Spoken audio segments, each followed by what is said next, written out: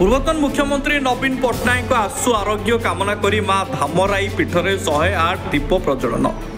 पूर्वतन मुख्यमंत्री तथा ओडिशार लोकप्रिय जननेता श्रीजुक्त नवीन पट्टनायक शारीरिक असुस्थ कारण अस्त्रोपचार पाई मुंबई गस्तरे अछंती। तेबे विरोधी दल नेता नवीन पट्टनायक आशु आरोग्य कामना करी भद्रक जिला चांदबाली अंतर्गत धामरार इष्टदेवी मां धामराई निकटरे 108 दीप प्रज्वलन करा जायछि। मां धामराई मंदिर परिसर में चांदबाली विधायक बेमुकेश राय बिजु जनता दलर नेता और कर्मी माने एकाठी होई नवीन पट्टनायक सुस्थ जीवन कामना करने सह आशु आरोग्य कामना करी पूजार्चना करथिले। हमर प्रिय नेता ओडिशार 5 थर मुख्यमंत्री दीर्घ 24 वर्ष धरी से ओडिशा को सुशासन देथिले।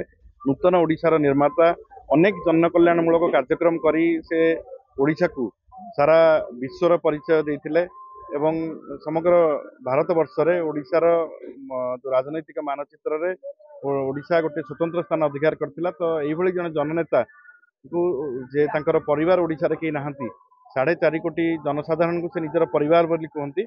आज ओडिशार सब अधिकांश जगह रे लोक माने आज प्रार्थना करूचंती, मंदिर रे हो गिरजा रे हो मस्जिद रे हो सबुठी पूजा अर्चना चलती। नवीन किभଳି भाबरे सुस्थ होई कि फेरंतु तांकर ऑपरेशन मुंबई रे सक्सेसफुल हेची एवं तांकर दीर्घ जीवन एवं तांकर जल्दी किभଳି भाबरे सुस्थ होई कि पुणी ओडिशा फेरिबे एवं पुणी ओडिशार नेतृत्व नेबे।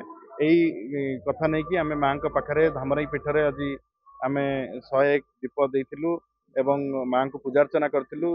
नवीन बाबू केते शीघ्र भल होई कि फेरिबे सेतपई मां को आमे आम प्रार्थना जनाइथिलु।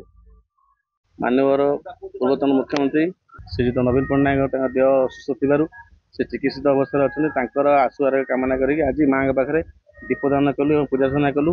से जल्दी भल होकर आसी ओडिशावासी जो सेवा करते से सेवा करेंगे। आम समस्त आज आसी माँ के आशीर्वाद कलु। विधायक चांदबाली डॉक्टर बेमुकेश राय आसते आम समस्त 8 पंचायतर समस्त कर्मी बंधु मैंने आसते समस्त मुख्यमंत्री प्रशासक मैंने आसते समस्ते मिसिकी आज दीपदान कलु और पूजार्चना कलु माँ पाखे।